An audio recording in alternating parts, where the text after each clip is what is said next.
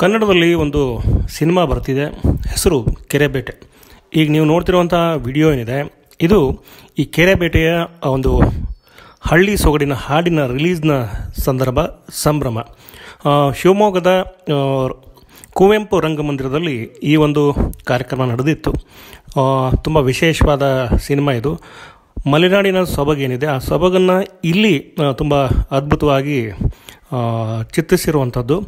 March 15ನೇ ತಾರೀಕು cinema ಬರ್ತಿದೆ.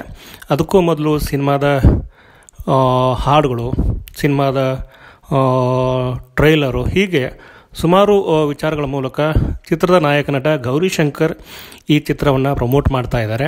March 15 release ಆಗ್ತಾ ಇದೆ.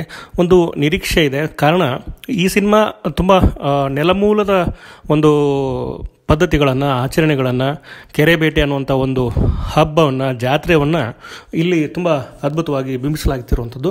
ತುಂಬ ವಿಶೇಷವಾಗಿ ಬಂದಿರುವಂಥ ಈ ಸಿನಿಮಾ ನಿರೀಕ್ಷೆ ಹುಟ್ಟಿಸಿರುವಂಥದ್ದು. ರಾಜ್ಗುರು ಈ ಚಿತ್ರದ ನಿರ್ದೇಶಕರು. ಗೌರಿಶಂಕರ್ ಮತ್ತು ಅವರ ಬ್ರದರ್ ಏನಿದ್ದಾರೆ, ಅವರು ಈ ಚಿತ್ರವನ್ನು ನಿರ್ಮಾಣ ಮಾಡಿರುವಂಥದ್ದು. ಒಟ್ಟಾರೆ ಈ ಸಿನಿಮಾ ಒಂದು ನಿರೀಕ್ಷೆ ಹುಟ್ಟಿದೆ ಅಂತ ಹೇಳ್ತಾ ನಾನು ಮಾತು ಮುಗಿಸ್ತಾ ಇದ್ದೀನಿ. ನಮಸ್ಕಾರ.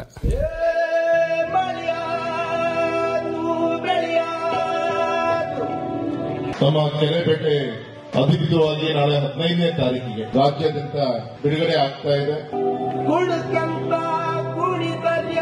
ಗೌರಿಶಂಕರ್ ನನ್ನ ತಾಲೂಕು, ನಮ್ಮ ಕೋಣಂದೂರು ನೇತ್ರದ ಶಂಕರಳ್ಳಿಯ ನಮ್ಮ ಹುಡುಗ.